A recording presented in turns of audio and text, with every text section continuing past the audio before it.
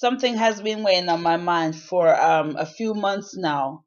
And last night it came back to me heavier than before. I was upset about it when I saw the video with the police grabbing the Rasta man, the youth with locks on his head, and grabbing him in his locks, holding him by his locks and punching him in his face, dragging him by the locks and on the ground and hitting his head in the trunk of the car, on the hood of the car and stuff like that. I'm not gonna go into too much about that story, but what I'm gonna say is this. I'm looking at my eye when I talk. What I'm gonna say is this: the rappers out there who are on Instagram, Twitter, Facebook with guns in their house, doing drugs, putting up videos of them drinking, partying with locks on their head, they're disrespecting the Rastafarian movement. They're disrespecting the Rastafarian culture.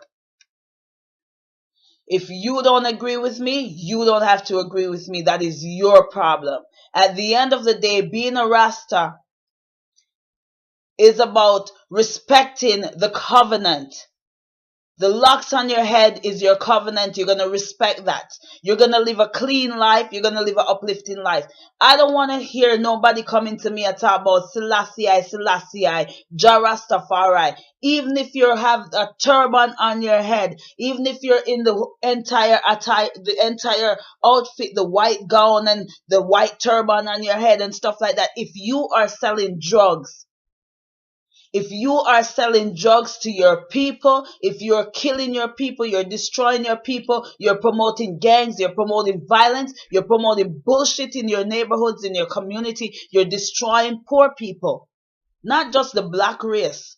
When I say your people, I mean poor people. You're destroying poor people. And you can take drugs and you can sell to a pregnant woman, and then you talk about, oh, she wants to buy it. It's not my fault she wants to buy it. She's pregnant and she doesn't respect herself enough to know to come off of it. She has an addiction. A person with an addiction, if you give something to them, they're going to take it because they're addicted to that drug. So by you as being a Rasta and having locks on your head and selling it to people out there and destroying people's lives, then you're doing something wrong. You're not respecting Haile Selassie. You're not respecting the covenant. You're not respecting the movement. And you're not for the movement. A lot of people say being a Rasta is economical. Yes, that may be true, but at the end of the day, why wouldn't you just go natural with your hair? That is economical, because if you have the locks on your hair, you have on your head, sorry, you have to still go to the hairdresser and get it interlocked and stuff like that. You have to still maintain that. So might as well you go natural with your hair or buy a fucking wig and put on your head, because that is economical as well, isn't it? Having a wig.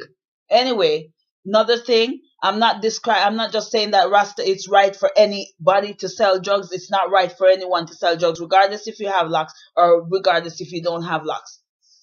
The rappers that has the audience, the musician, the artist that has the audience, have people following them, people wanting to be like them. You need to understand that, yes, it's not your responsibility to raise somebody's children, but it is your responsibility to be mindful of the lyrics and the content of the lyrics that you're putting out there for the young generation, the younger generation who idolizes you to follow. And you may say, why would they idolize you? Motherfucker, you're a star. If you're a star and you're on MTV, you're on Much Music, you're on BET, you're on all these motherfucking channels, then obviously somebody's gonna idolize you and say, I wanna be like that person. When I grow up, I wanna be like that person. You may teach your children different, but at the end of the day, you still owe a responsibility to your audience, to people that are watching. So don't tell me that you don't have a responsibility to people that are watching and listening to the bullshit that you're putting out on the streets. Now, the youths that are fighting over turf and territory that belongs to the government on the sacrificial ground, and that's what I call the projects. That's what I call the poor neighborhoods, the neighborhoods that you're slinging your crack and your cocaine in, the neighborhoods that you're shooting down your brother in, the neighborhood that you're killing people over colors in, does not belong to you. Because at the end of the day, You're putting money in their pocket, because when you kill your brother, when you kill people on the side of the street, the morgue is getting paid. The funeral home is getting paid. So these people above us, which represents the 2% or the 1%, they're the ones that's actually making the money, and they're the ones that's getting paid. Yes, it's true that the CIA did put crack and cocaine into our community, but we have a choice not to sell it in our community, or not to sell it none at all. Don't sell it. Don't deal in it. Don't poison the race. Don't poison people. Don't poison the human race. Don't poison poor people. Don't sell it. Don't fucking use their guns to kill people, because the manufacturers, if you stop using their guns to go kill people and assault people, they won't be making any money. Just like when we can boycott Black Friday and make sure that those motherfuckers didn't make no money, we need to make sure that they're not making any money by not having their guns and brandishing their guns in our videos, and using their drugs and their liquor in our videos, and making it seem like it's okay to do so.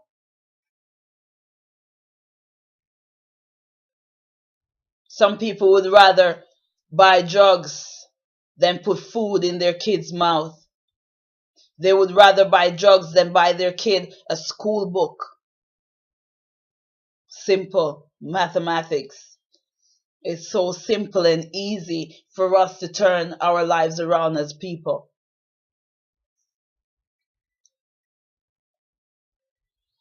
Your representation that represents the rich, your lawyers, and your record producers who are quote unquote Jewish, they come to you and they tell you this is what's selling. But who is it been selling? Who is buying the records, and who is listening to it on the bootleg side of the track?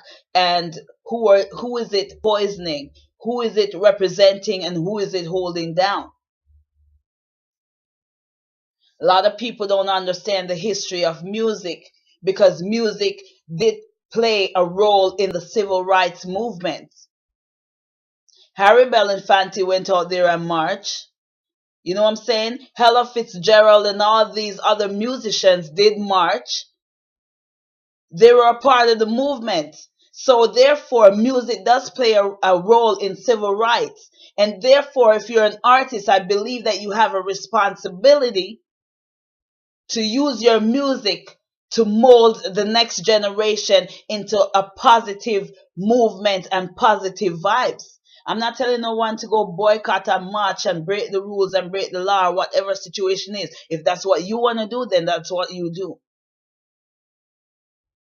But when you have the covenant on your head, and you're going out there and singing bullshit and representing bullshit with the locks on your head, you're giving the Babylon and the Babylonian system authority to use that as an excuse to abuse and assault and harass the young generation of Rastas and the young generations that's coming up. That is what you're doing.